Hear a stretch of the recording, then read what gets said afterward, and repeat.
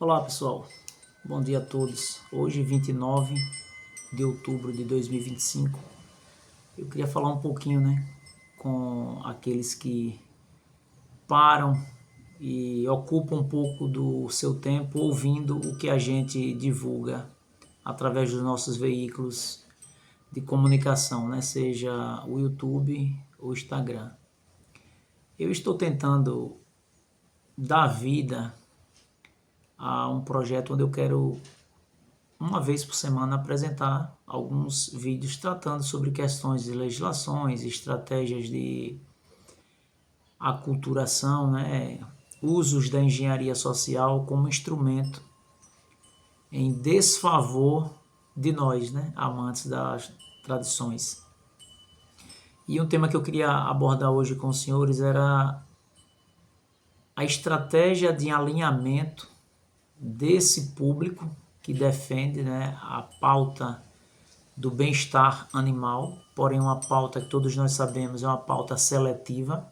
Existem os animais de estimação, não se estende a todos os animais, porque se estendesse para todos essa proteção, nós teríamos campanha aí de preservação do nosso jegue que está entrando em extinção, por não ser um animal que está sendo medido pela mesma régua que mede o afeto dos ambientalistas no tocante a cães e gato.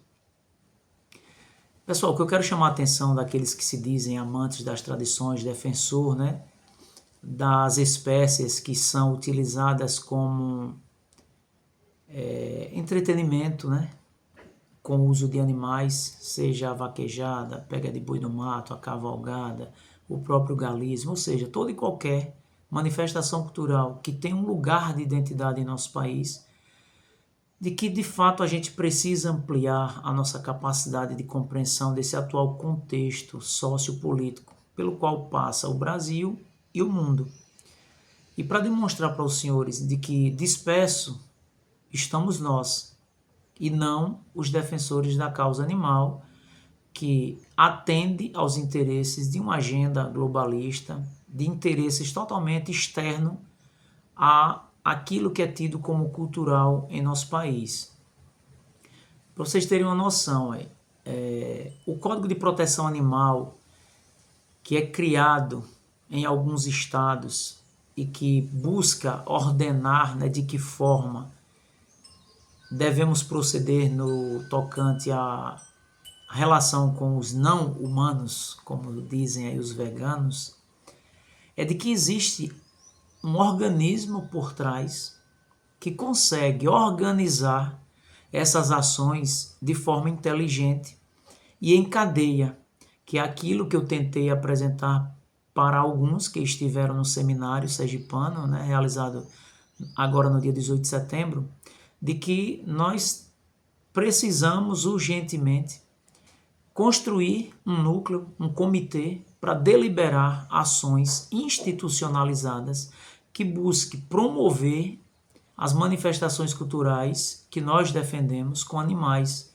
em nosso país, de forma organizada. Porque da forma que nos encontramos, onde cada um pensa de uma forma, sem ter uma liderança, sem ter um direcionamento, eu me remeto às estratégias de guerra, Qualquer exército em um campo de batalha, sem comando, sem estratégia, ele não sabe o que está fazendo ali. E a derrota, ela é inevitável. Então vocês prestem atenção, eu vou falar aqui de São Paulo, Código de Proteção Animal, que foi criado em 2005, através da Lei 11.977, criando o Código de Proteção Animal. Tem mais outras leis, mas eu trouxe essas duas só para usar como referência com um paralelo no estado de Sergipe. Depois surge a Lei 18.184 de 2025. Preste atenção à data, 2025. Essa lei proíbe o quê? Manter cães e gatos acorrentados, em correntes. Se você tem um sítio, se você tem uma propriedade e você coloca aquele arame ali no entorno da residência e prende a coleira, uma corrente que corre nesse cabo de aço, isso é crime, não é mais permitido. O cão deixou de ser utilizado como proteção domiciliar, como cão de guarda, para ser tratado de fato como um ser humano. Não sou contra, só queria que se estendesse a todas as espécies, levando em consideração características e peculiaridades de cada espécie. Aí vocês observem, isso foi criado em 2025 em São Paulo. No mesmo ano, agora em 2025 em Sergipe, foi criada a Lei 9.766. A mesma finalidade. O Código de Proteção Animal de Sergipe também atende a esta mesma finalidade. Então, existe um grupo que pensa e delibera ações e os outros estados vão cumprindo essa agenda em cadeia, com líderes locais a nível de bairro ou capital e com representatividade no universo político. A mesma coisa nós precisamos fazer, pessoal. Caso contrário, breve sairemos das cordas, né, e seremos nocauteados. Então eu gostaria de trazer essa observação para que os galistas, os vaqueiros, prestassem atenção de que é necessário construir um núcleo para pensar e monitorar as ações dessas pessoas que se colocam como defensores da causa animal. Por que eu digo monitorar? Porque nem sempre o que é criado através dessas legislações inclui a todas as espécies. E é neste momento que surgiria o contraditório, uma voz dissonante, mas para fazendo uso desse expediente dos mesmos, inserir a nossa espécie.